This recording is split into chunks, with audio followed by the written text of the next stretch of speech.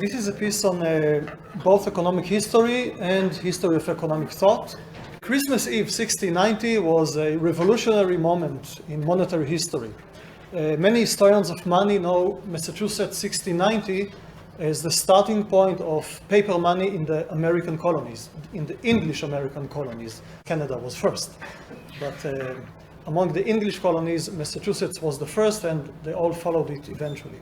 But this is not the real importance of the Massachusetts money.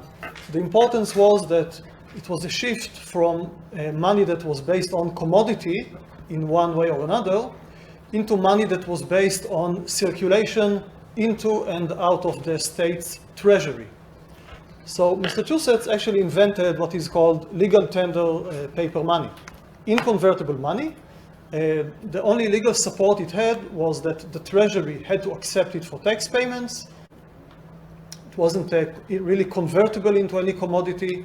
The government, for various reasons, could not force anyone in the markets to accept this money. It was just legal tender for taxes, which is almost exactly what we have today. So this was actually the invention of the money that we use today. Legal tender paper money without any relation to gold. So this was a revolutionary moment. But the population was not really happy about being the guinea pigs with which to have this experiment going. So the leadership of the colony had a challenge, how to create positive expectations about a totally new type of money.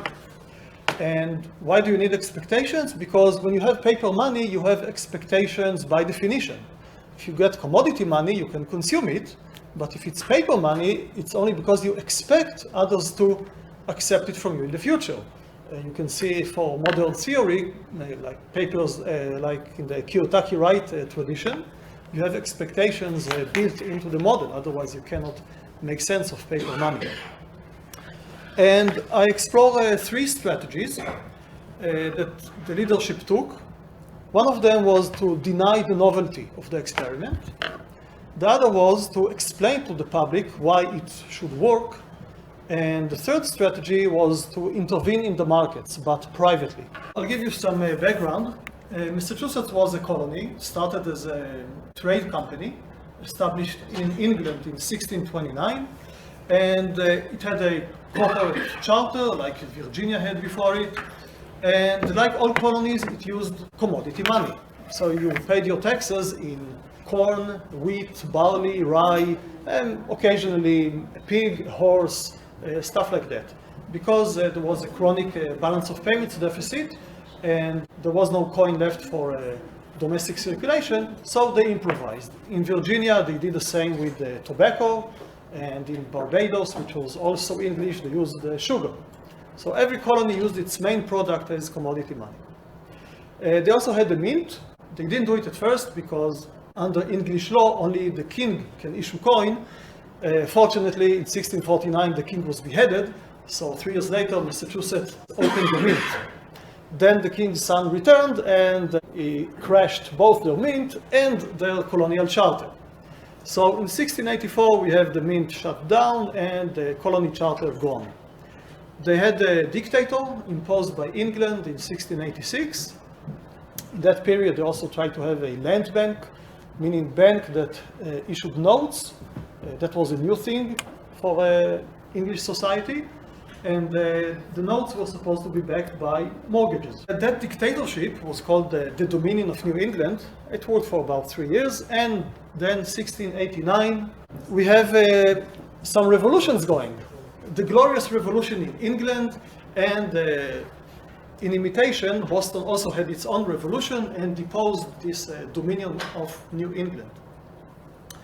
At the same time, in both countries, England and New England, they start war with France. It's part of the revolution because the deposed king escaped to France. James II and Louis XIV, his cousin, started war with England. And the colonies did the same, fought French Canada. So that's what the people knew as of December 1690. This was their background. They had commodity money, they had a mint that worked for some time. We don't know exactly until when, that's why I have a question mark. And they tried to have a bank with banknotes, but that was aborted. So what exactly happened in 1690? It was the first time that the English colonies tried to occupy Canada. And they failed, miserably failed, and they had to pay a lot of money to the soldiers who returned. But they didn't have money. And they didn't even have the tax proceeds, like corn and barley and wheat and rye. The treasury was empty, we are told by historians. Normally, English armies, when they disbanded the soldiers, they gave each one a debenture. Forget what you know about debenture today. In the 17th century, it meant a piece of paper that says the treasury owes Mr. whatever 2 pounds, 6 shillings, and 4 pence. And these debentures were tradable. There was a lot of experience with trading in debentures in the English civil wars, and that was okay. But the soldiers, they wanted to go shopping. They wanted to go to the stores and buy food. They didn't want the debentures. So the government said, well, you can pay your taxes in debentures. That should make it more marketable, maybe. It didn't work either. So what they did, and it seems like a small thing, but it was, again, a monetary revolution. They took these debentures, made them anonymous. They deleted the name. They split it into standardized small round denominations, called it bills. And that's it. You have money. You have paper money. You can go shopping with it. Convenient denominations. You don't need to assign it by signature. It looks like paper money. And it wasn't money that was forced on anyone, because they couldn't upset England. They had constitutional negotiations because they wanted to have a new charter, so they couldn't call it formally money. You don't mess with the king and his coinage prerogative ever again. They learned that lesson. So they couldn't call it money, they called it bills. And they couldn't convert it because they had nothing with which to pay it. So they just had this paper money, which they accepted in taxes. And these were bills. And that's how they looked like. A few of them survived, and there was hundreds of thousands of dollars. So that's 1690. And the markets didn't like it. So the soldiers, in what is actually an open market operation, they gave the original debentures and got these bills in small round denominations.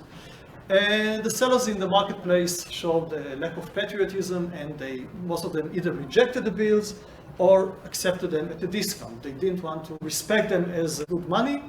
And this was a real crisis, because in the 17th century, soldiers whose pay was not accepted, who thought they were not paid properly, they mutinied, they rebelled. The government was really in crisis. Everyone thought that Canada was going to invade, and they were really afraid that everything is going to go to ruin if they don't get this money circulating. And then a pamphlet gets issued in Boston a few days later, so we are already in January 1691. So this is the title page. It says considerations of the bills of credit, and then you have a few pages of an open letter that somebody wrote. And when this is done, you have another title page, additional considerations about the bills of credit. The pamphlets were anonymous. That was the standard way to write political publications then. But we kind of know who the authors were. So one of them was Cotton Mather, a very notable American. He was a young minister. He was a Harvard graduate, of course. He was very influential because his father, the president of Harvard, was actually the colony's ambassador in England. And he was a bit crazy. He had the best-selling book about how he found witches in the colony. That's 1 year before Salem. So he already told interesting stories about books flying in the room because there was a witch there. So that was one author. He was very fluent. He wrote hundreds of books later in life. He was very young at that point. The other was John Blackwell. He was an old financier from England. He was a soldier in the Civil Wars. He was the entrepreneur in the land bank that I mentioned that they tried to establish a few years before. So this guy was really with notable experience and knowledge about finance. These were the authors. So first strategy, denying the novelty. Both Mather and Blackwell said, well, everyone has used bills and credit on paper in commerce. You have bills on exchange, you have book credit. There's nothing new here, just another case of paper and credit and bills. It's all the same. Don't worry about it. Nothing is new here. It's standard practice.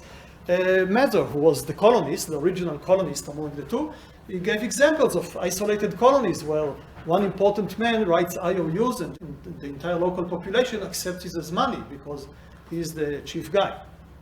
Blackwell, who knew much more about European history, kind of drops name. Look, we have Amsterdam and Venice and Leghorn, and we have these banks and they issue paper, and well, you know, it's banks, it's paper, it's credit, it's IOUs.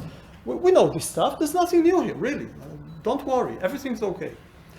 Both of them mentioned public paper money in Canada, the same place where they were defeated and that caused them to issue paper money. They say rightly that Canada already had public paper money in 1685, the card money. It was improvised on the backside of playing cards.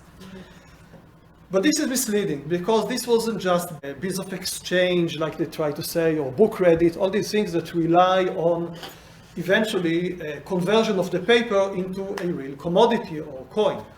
The Canadian money was also something quite different because in Canada it was forced on the population, it was illegal to reject it at the stores, and there was a credible promise that when the ship comes from France every year, once a year, it will bring enough coin with which to redeem the paper.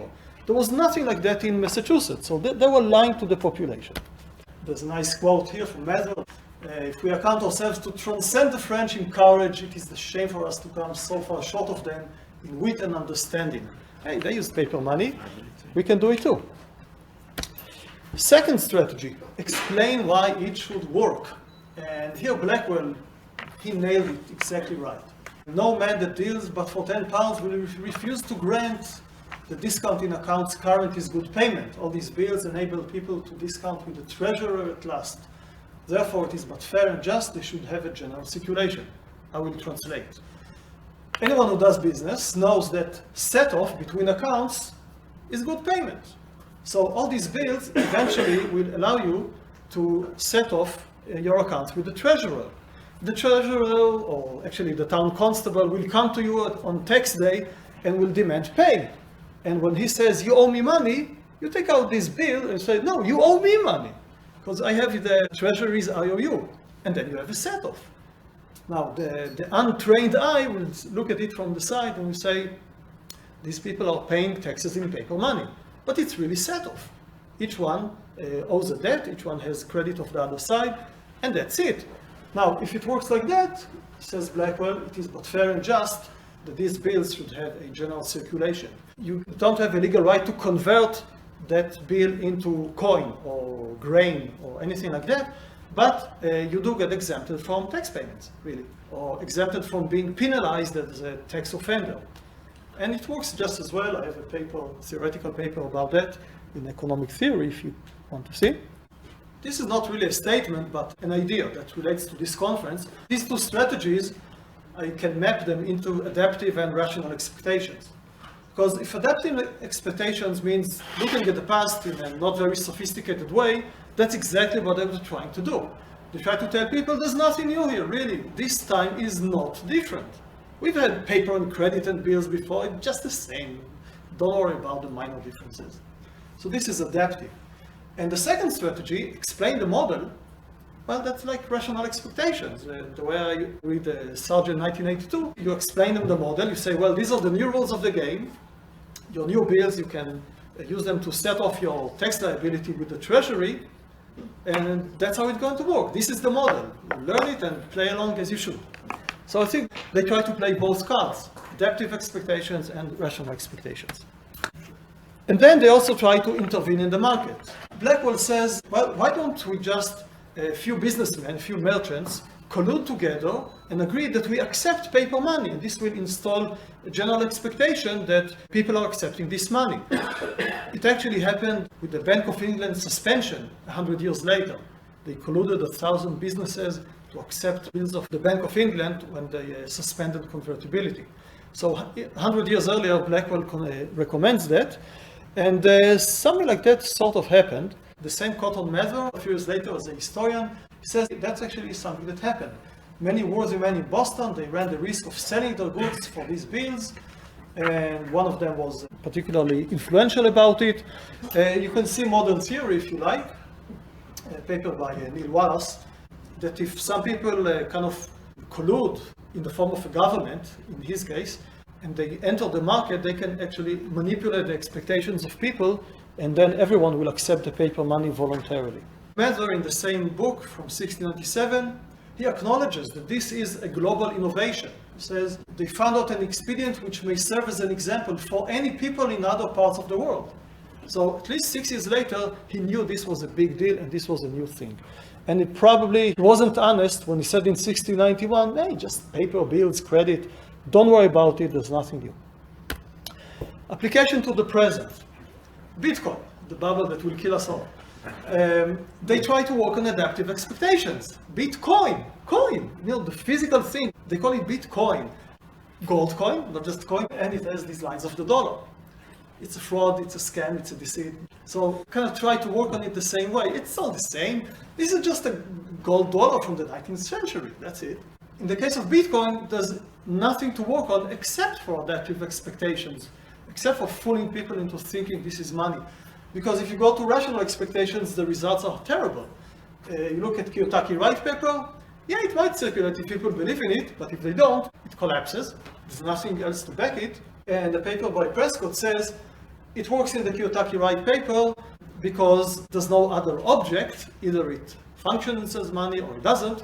But if we give people the opportunity to issue their own money, it will totally collapse. It's like someone offers you to join a pyramid scheme. Your optimal strategy, says Prescott, is to start your own pyramid. And indeed, there are many imitators of Bitcoin. So when it comes to rational expectations, it can work, but stay away from it. And that's why Bitcoin promoters emphasize adaptive expectations, because they really have nothing else to work on.